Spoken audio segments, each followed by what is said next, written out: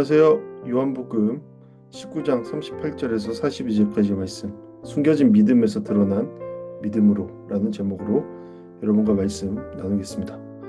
오늘 본문은 십자가 사건 직후의 장면을 보여주고 있습니다. 예수님은 이미 다 이루었다라고 선언하셨고 이제 그 몸은 십자가에서 내려져 장사될 준비를 합니다. 겉으로 보면 모든 것이 끝난 것처럼 보이는 상황입니다. 예수님을 따르던 제자들은 각기 제갈 길을 갖고 흩어졌고 세상은 예수님의 죽음으로 모든 것이 정리되었다고 생각했을 겁니다. 그런데 바로 이 장면 속에서 요한은 성경은 아주 중요한 것을 보여주고 있죠. 십자가는 예수님의 죽음만으로 드러내는 것이 아니라 그분을 향한 사람들의 믿음도 드러낸다라는 겁니다. 오늘 본문에는 두 사람이 등장합니다. 아리마대 사람 요셉과 니고데모입니다. 이들은 이전까지 조심스럽고 숨기는 믿음의 자리에서 머물러 있었지만 이제 예수님의 죽음 앞에서 더 이상 숨지 않고 나옵니다. 그렇기 때문에 오늘 본문은 예수님의 장래 이야기이면서 동시에 숨겨진 믿음이 드러난 믿음으로 바뀌는 이야기를 전해주고 있습니다. 네, 오늘 말씀을 통해 우리의 믿음 또한 다시금 생각해보는, 점검해보는 그런 시간 되기를 바랍니다. 네, 38절 말씀입니다. 여기서 요한은 아리마대 사람 요셉을 소개합니다. 그러면서 그의 정체를 분명히 하죠. 그는 예수님의 제자였습니다. 그런데 동시에 요한은 아주 솔직하게 한 가지를 덧붙이죠. 그는 유대 사람들을 두려워해 그 사실을 숨기고 있었다라는 것입니다. 이 표현은 매우 중요하죠. 왜냐하면 요한복음에는 이런 사람들이 적지 않기 때문입니다. 예수님을 향한 호감이 있었고 예수님 말씀에 마음이 움직이기도 했고 예수님이 하나님께로부터 오신 분이라는 느낌도 있었지만 공개적으로 자신을 드러내지는 못하는 사람들이 참 많았습니다.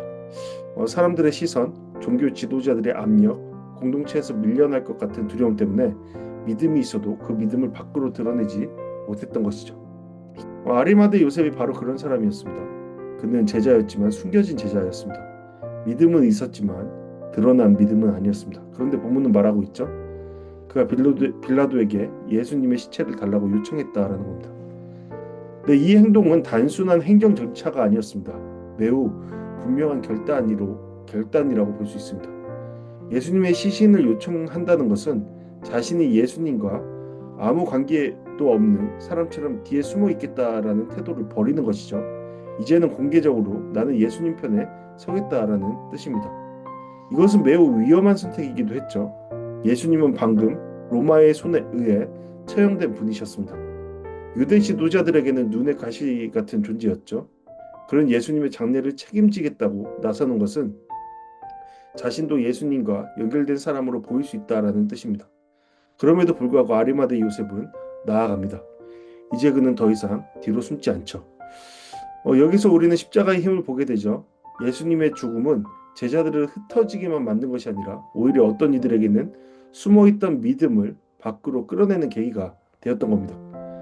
예수님이 살아계실 때는 망설이던 사람들이 예수님이 십자가에 죽으신 후에는 오히려 담대해지는 역설이 일어났던 것이죠.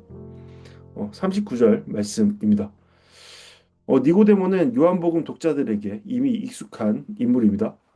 그는 3장에서 밤에 예수님을 찾아왔던 사람입니다. 예수님에게 관심이 있었고 예수님의 말씀을 가볍게 들을 수 없는 사람이었습니다. 그러나 그 시작이 밤이었다라는 점은 많은 것을 말해줬죠. 우리도 묵상을 통해서 분명히 다뤘고요. 니고데모 역시 공개적으로 예수님께 나아오는 데에는 조심스러움이 있었고 확신과 두려움 사이에 망설이고 있었던 사람입니다. 그래서 사람들이 아무도 보지 않는 밤에 예수님을 찾았던 것이죠. 그런데 그런 니고데모가 이제는 아리마대 요셉과 함께 옵니다. 그리고 그냥 오는 것이 아니라 모략과 침향을 섞은 향품을 가지고 옵니다. 그 양이 무려 100리트라쯤 되었다라고 기록되어 있습니다. 이 수치는 매우 큰 양입니다. 보통 장례에 쓰는 수준을 훨씬 넘는 왕의 장례에 가까운 규모라고 볼 수 있습니다. 네, 물질이 있는 곳에 마음이 있다. 그는 예수 그리스도를 진정으로 믿는 믿음으로 성장하게 된 것입니다. 니고데모는 예수님의 죽음을 단순히 한 선생의 죽음처럼 다루고 있지 않습니다. 그는 예수님을 높이는 방식으로 존귀하게 장사하고자 합니다.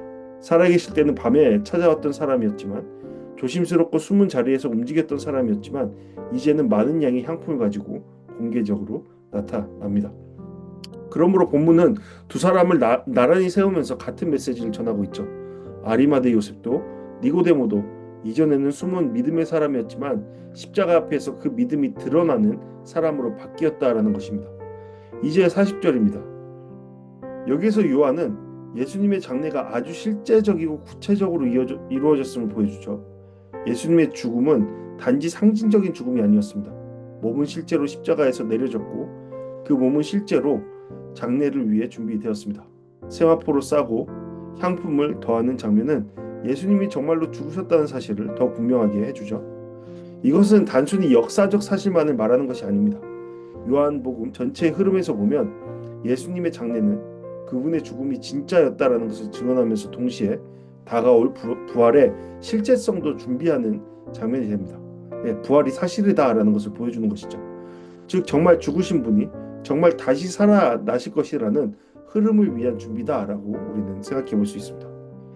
또한 유대 사람의 장례 풍습대로라는 표현은 예수님의 장례가 허술하거나 급하게 대충 이루어진 것이 아니라 최대한 정성스럽고 존중 있게 이루어졌다라는 것을 보여주고 있는 겁니다. 세상은 예수님을 범죄자처럼 십자가에 못 박았지만 하나님은 그 몸을 아무렇게나 버려두지 않으셨습니다. 예수님의 몸은 존귀하게 다루어졌습니다. 이제 41절과 42절 말씀입니다. 요한은 이 장면에서도 장소를 구체적으로 기록하고 있습니다. 십자가에 못 박히신 곳 근처에 동산이 있었고 그 안에 새 무덤이 있었다라는 겁니다. 아직 아무도 묻힌 적이 없는 무덤이라는 점도 강조되고 있습니다. 이것은 몇 가지 의미를 가지는데요. 첫 번째로 예수님의 장례가 실제 공간과 실제 무덤에서 이루어졌다는 점을 다시 한번 분명히 하고 있는 겁니다. 그리고 두 번째로 아직 사용되지 않은 새 무덤이라는 점은 예수님의 장례가 구별되고 존귀하게 이루어졌다라는 것을 말해줍니다. 그리고 세 번째로 장차 부활 사건이 일어날 때 그 무덤의 의미가 더욱 분명해진다라는 겁니다. 누구의 시신이 있던 곳이 아니라 예수님만 모셔졌던 무덤이기 때문입니다. 본문은 그날이 준비일이었다고 말하고 있죠. 안식일이 시작되기 전에 장례를 마쳐야 했기 때문에 모든 일이 빠르게 진행되었습니다. 겉으로 보면 시간에 쫓겨 서둘러 마무리한 것처럼 보입니다. 그러나 요한은 이런 서두름 속에서도 하나님의 계획이 흐트러지지 않았고 정확하게 이루어졌다는 것을 보여줍니다. 예수님의 죽음도 우연이 아니었고 그 몸이 내려지고 쌓여지고 묻히는 일도 우연이 아닙니다. 하나님은 침묵처럼 보이는 순간에서도 일하고 계신 것이죠. 그래서 오늘 본문은 아주 조용하지만 매우 깊게 우리 가운데 다가오는 것이죠. 예수님의 몸은 부활에 놓이지만 그래서 오늘 본문은 아주 조용하지만 깊게 다가옵니다. 예수님의 몸은 무덤에 놓이지만 이 장면은 절망의 종착점이 아니다라는 겁니다. 오히려 부활을 준비하는 하나님의 조용한 손길이 이 본문 안에 흐르고 있다라는 것이죠. 동시에 이 본문은 우리에게 말하고 있습니다. 십자가는 사람을 드러낸다라는 겁니다. 두려움 속에 숨어있던 믿음이 예수님의 죽음 앞에서 결단하는 믿음으로 바뀌는 일이 일어난다라는 것입니다. 그렇다면 우리는 어떻습니까? 십자가의 그 앞에서 우리의 모습은 어떠합니까? 우리 오늘 말씀을 통해 이러한 질문을 던져볼 수 있습니다. 나는 드러난 믿음의 사람인가 아니면 숨겨진 믿음의 사람인가? 라는 질문입니다. 우리 안에도 아리마대 요셉과 니고데모의 모습이 있을 수 있죠. 예수님을 향한 마음은 있지만 사람들의 시선이 두렵고 관계가 불편해질까봐 염려되고 손해를 볼까봐 조용히만 있고 싶은 그렇게 믿고 싶은 마음이 있습니다. 그러나 십자가는 우리를 그 자리에 머물게 두지 않죠. 십자가는 우리에게 동일하게 묻습니다. 어디에 서는 삶을 살아낼 것인가? 또한 오늘 본문 말씀은 결단하는 믿음을 보여주고 있죠. 믿음은 단지 마음속의 생각이 아니라 때로는 위험을 감수하고라도 주님 편에 서는 선택이다라는 겁니다. 요셉과 니고데모는 예수님이 가장 연약해 보이는 순간, 세상적으로 보면 이미 모든 것이 끝난 것처럼 보이는 순간에 오히려 예수님의 곁으로 나왔습니다. 이것이 진짜 믿음의 모습이죠. 그렇다면 우리는 어떠합니까? 마지막으로 오는 본문은 기다림의 믿음도 가르쳐주고 있죠. 예수님은 무덤에 계십니다. 아직 부활은 드러나지 않았습니다. 침묵의 시간이고 아무 일도 일어나지 않은 것처럼 보이는 시간입니다. 네, 어두운 그 자체죠. 그러나 바로 그 시간에도 하나님은 일하고 계시죠. 우리의 삶에도 이런 일이 있습니다. 기도는 했지만 아직 응답이 보이지 않고 말씀을 붙들고 있지만 현실은 여전히 어둡고 끝난 것처럼 보이는 시간이 있습니다. 그러나 오늘 말씀은 우리에게 말해주고 있죠. 무덤의 시간은 끝이 아니라는 겁니다. 하나님은 그러한 시간 속에서도 일하고 계시며 새로운 역사를 준비하고 계신다라는 겁니다. 네, 이러한 질문 아래 우리의 삶을 다시금 돌아보는 그런 시간 되기를 바랍니다. 이 시간에는 함께 기도하는 시간 갖도록 하겠습니다. 첫 번째 기도 제목, 숨겨진 믿음이 아니라 드러나는 믿음을 주소서. 두 번째, 숨겨진 믿음이 아니라 결단하는 믿음으로 살게 하시고 결국에는 예수님 편에 서는 결단을 우리 가운데 주옵소서. 세 번째, 기다림 속에서도 하나님을 신뢰하는 마음 주시옵소서. 네, 그러므로 주님의 계획하심과 뜻에 따라 그런 열매를 맺는 삶이 될 수 있도록 주님 인도하여 달라고 함께 기도하시겠습니다.